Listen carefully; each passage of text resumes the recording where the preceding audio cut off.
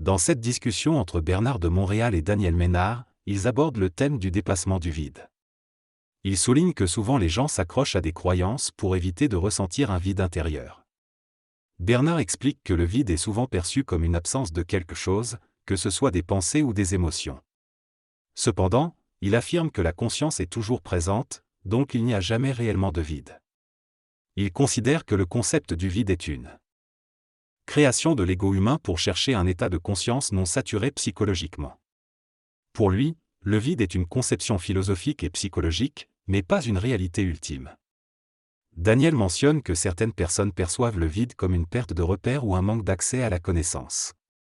Bernard rétorque que dans le vide, on a en réalité beaucoup de repères, car on est lucide et clair d'esprit. Il donne l'exemple d'une personne qui se retrouverait devant le public sans être préparée, et il considère que cela n'est pas un vide, mais plutôt une retenue d'énergie causée par des émotions. Dans cette conversation entre DM, l'intervieweur, et Boulevard M, Bernard de Montréal, ils discutent du concept du vide et du plein.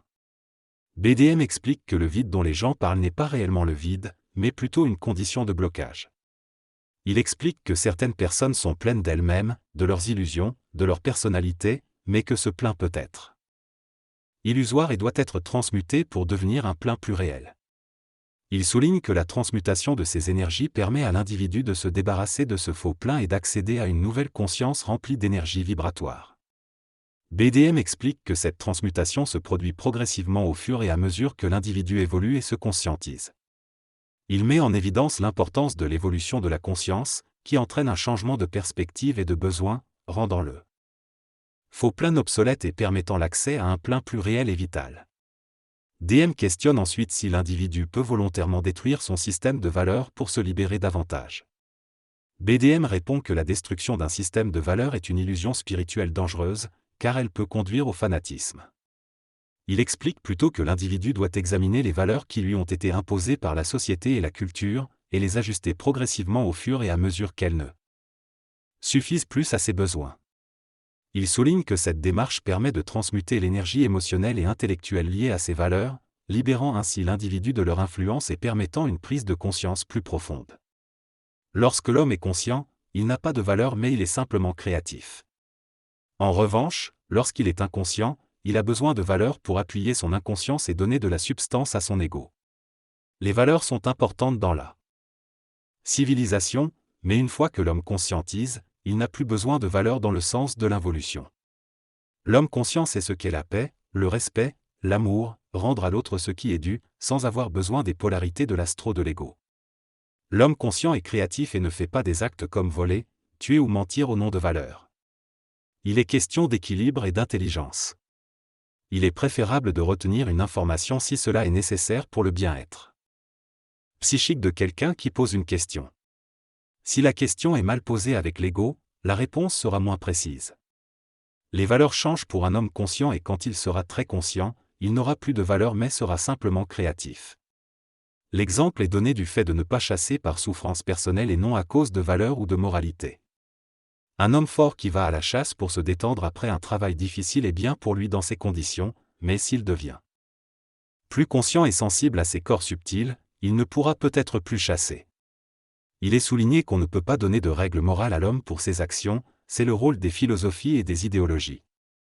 Chacun a ses propres motivations et raisons d'agir, et cela peut être positif ou négatif. Dans cette discussion, Bernard de Montréal parle du développement de la conscience et des influences qui peuvent affecter notre esprit. Il mentionne qu'il y a deux types de plein, celui qui est fait de pensées planétaires, c'est-à-dire des pensées qui ne sont pas sous le contrôle de l'individu, et celui qui est sous les forces de la lumière. Il souligne que lorsque les pensées deviennent une invasion territoriale de notre psychisme, cela peut causer des problèmes. Il prend l'exemple d'un jeune homme qui se fait traiter de sans dessin par son professeur et explique que cela crée une pensée polluante qui affecte sa conscience. Si pareille pensée négative n'est pas neutralisée par les parents, elle peut continuer à influencer la personne dans sa vie quotidienne et éventuellement la conduire à vivre dans sa personnalité, en dehors de sa lumière intérieure. Bernard de Montréal souligne ainsi le rôle des parents dans le soutien et l'éducation des enfants pour les aider à reconnaître leurs pensées et les contrôler. Il explique que, grâce à sa connaissance des mondes invisibles, il serait capable de combattre une pensée négative en rencontrant l'entité dans le plan astral et en la brûlant. Cependant, il reconnaît que cela n'est pas accessible pour la plupart des individus, qui vivent les pensées de manière subjective et sont influencés par leur environnement. En conclusion, Bernard de Montréal met en évidence l'importance pour chacun de prendre conscience de ses pensées et de les contrôler pour éviter d'être envahi par des influences néfastes. Il souligne également le rôle des parents dans l'éducation des enfants pour les aider à développer une conscience éclairée.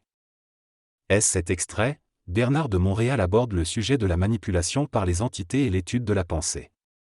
Il explique que lorsque l'on est manipulé par l'entité d'une personne, c'est en réalité notre propre entité qui nous manipule. Il souligne également que l'homme n'a jamais réellement étudié le phénomène de la pensée et que le point de départ de celle-ci est difficile à situer. Pour comprendre ce phénomène, il invite à faire des expériences simples, comme l'addition de deux nombres, pour se rendre compte que l'on ne sait pas réellement penser. Il critique également l'intérêt pour l'ésotérisme sans que l'homme ne soit capable de gérer sa vie quotidienne et de faire face aux défis de la société moderne. Enfin, il évoque l'influence des entités et des liens karmiques sur les individus. Dans cette conversation entre DM, l'intervieweur, et Boulevard M. Bernard de Montréal, il discute de la connivence des entités dans le monde astral et de leur capacité à se regrouper pour contrôler les individus. Il mentionne également que la consommation de drogue ouvre les portes à ces groupes d'entités. Il se demande s'il est plus facile de reconnaître une personne possédée et de voir l'entité astrale si on est conscient que nos pensées sont manipulées. BDM explique que lorsqu'on est conscient, on peut vibrer à l'énergie de l'entité et voir son jeu.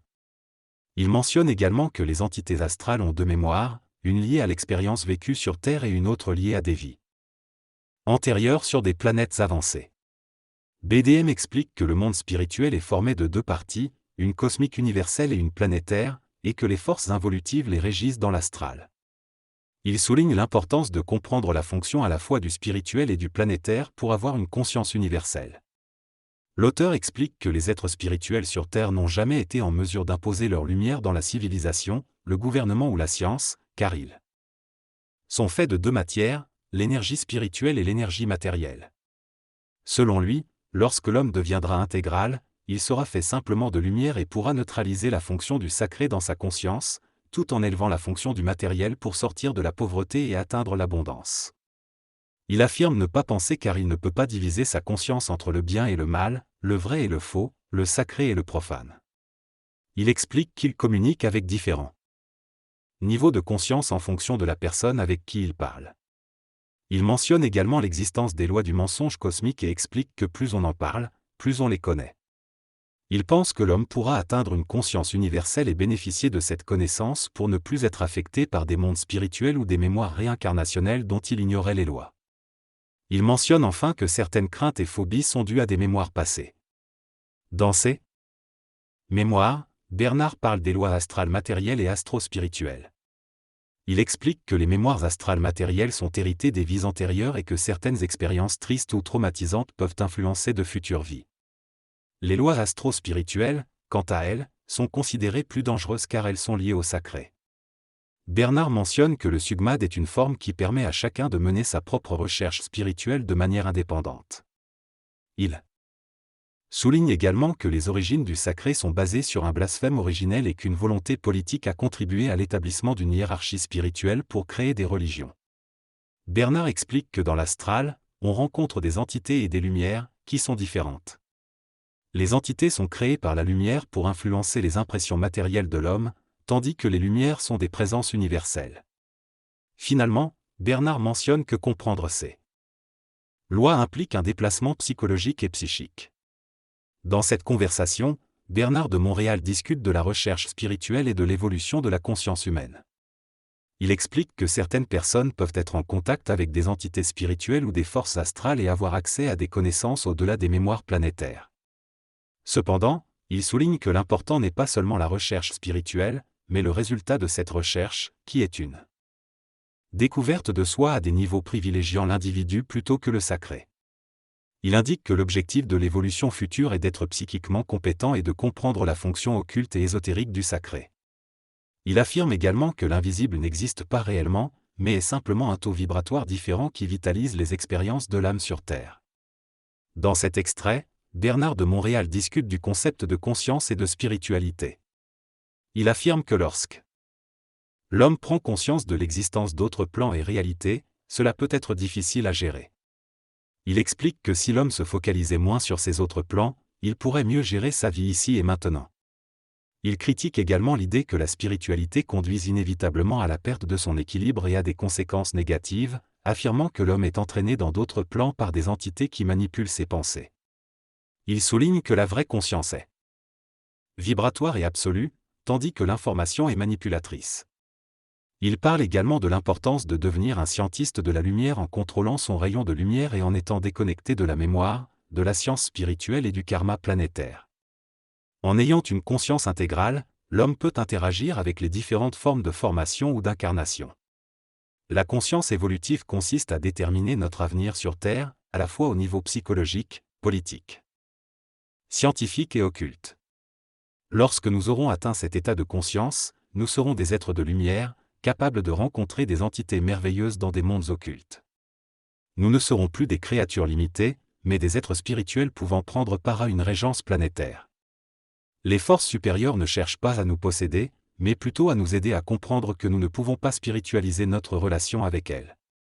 Nous devons renverser le principe de l'amour pour nous libérer de notre karma. La connaissance et la science sont vibratoires et deviennent ésotériques lorsque nous les spiritualisons et les intégrons à notre ego.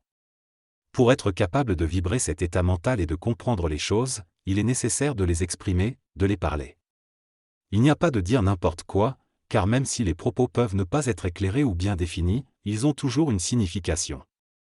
En encourageant les individus à s'exprimer, même si cela semble sans importance, ils peuvent prendre conscience de leurs propres paroles et éventuellement commencer à dire des choses utiles et dignes d'être partagées.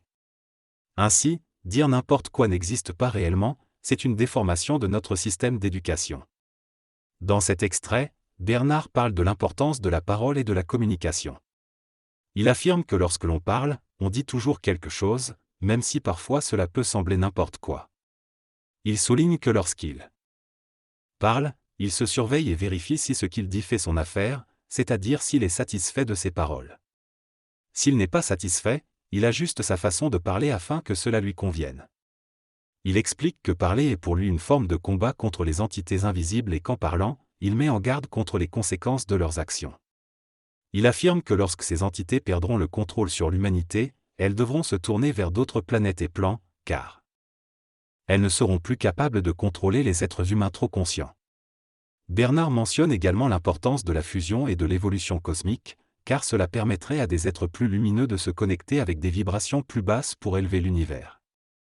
Il conclut en disant que les entités invisibles doivent écouter lorsqu'ils parlent, car l'humanité en conscience intégrale ne leur laisse pas le choix.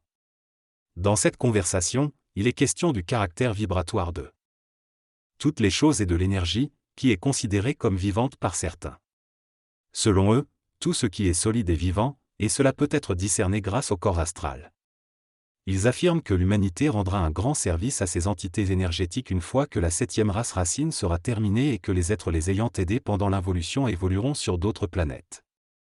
Le pouvoir de la parole est également abordé, expliquant que la parole a accès à des mondes spécifiques en fonction de son taux vibratoire. Cependant, cela dépend de la capacité de l'individu à contrôler son rayon. Une fois que l'homme contrôle son rayon, il peut avoir accès à des mondes parallèles et communiquer directement avec eux.